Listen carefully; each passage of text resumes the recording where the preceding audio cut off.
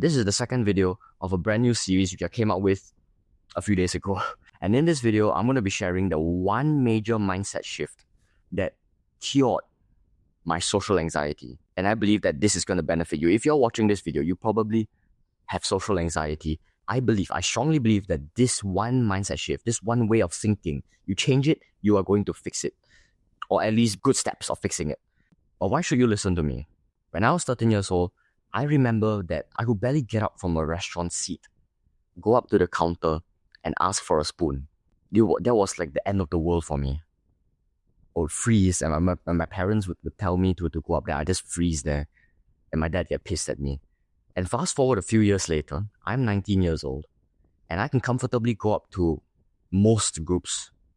I'm not perfect yet, but I can go up to most groups comfortably, strike out a conversation with them, remember their names, and I can understand the social cues of whether I am welcomed in there or I'm not welcomed in there. And I know when to withdraw. So I'm going to share exactly, in this series, I'm going to share exactly with you how I can make that transformation. And in this video particularly, we're going to be talking about the one tip that solved my social anxiety. Let's just get straight into the video. What is social anxiety? In fact, let's zoom in on the word anxiety first, okay? Let's zoom in on the word anxiety. If you've watched the movie Inside Out 2, you'll know that the orange character, yeah. Anxiety is a deep-rooted emotion in all of us to keep us alive. It will analyze every single situation, every single choice you make, and you would assume the worst possible outcome of each one of these situations and choices to keep you alive, of course. It's better to mistake a rock for a lion and not go near that rock than to mistake a lion for a rock and go near that rock and get eaten alive. So that's what anxiety is. It always assumes the worst possible outcome for you in that given situation. And well, anxiety has brought us to where we are today. We are human civilization and we have not been wiped out by the saber-toothed tigers yet because anxiety has been saving us. However, social anxiety does the exact same thing. It analyzes every single situation and gives you the worst possible outcome. So what do? You avoid the social situations. Like you avoiding the rock because you think it's a tiger or you think it's a lion. What I need to do is firstly think, my social anxiety is not saving me from anything. In fact, I'm just being isolated from the rest of the world if I just keep this mindset up. But because it's such a deep-rooted emotion in all of us, we can't just like turn it off, You can bring it to conscious level. You can tell yourself, it doesn't really matter. But you obviously know that doesn't work, right? So how on earth do you turn off your social anxiety? It is with this mindset change. That the whole video was leading up to this point. This mindset change that you need to have. Stop focusing on yourself. The way that social anxiety works is that, what if people think this way of me? What if it's awkward? What if they don't like me? Let me give you a situation in your head right now. There's a guy fishing over there. He just caught a massive fish. But it's like a black colored fish. You don't know what type of fish it is. But you are genuinely interested. You didn't even know that you can catch this kind of fish in this area. So, situation 1, you go up to him and genuinely, curiously ask him, bro, that's a nice fish that you caught, but what fish is it? You look like an expert. That's the first situation. You are genuinely interested and curious about that guy's situation.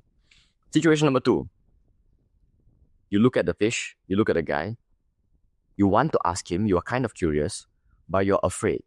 What if he doesn't want to respond to me? What if it's awkward? What if he doesn't like me? What if he just gives me that death stare? You're thinking about yourself. All the anxiety just comes back to you. I learned this from a Diary of a CEO's podcast with Vin Young. He was talking about you need to focus on the audience, focus on who you're speaking to, who you're trying to connect to, rather than yourself. When you're being selfish, all the problems just come in. It's very weird. But when you're thinking outwardly, curiously, in being interested in the other person, you are going to, all the problems just get cured for some reason. You wouldn't really be thinking more of, what if he does this to me? What if? No, you'll be thinking more of, oh, that's interesting. I want to know that. That's interesting. When you enter social situations with, that's interesting, I want to know more, it's very difficult for social anxiety to come in. Why do people skydive? Even though there's anxiety there. They're thinking, I want to know more. It's interesting. I want to experience what other skydivers are experiencing. But if you think in the same situation as when you are anxious or socially anxious, that guy's perspective will be, I don't want to do that. It's scary. What if this happens? What if that happens? And then they don't do it. So that's the major mindset shift that you need to have. Focus more on being interested in what's happening in that other person's life rather than what if.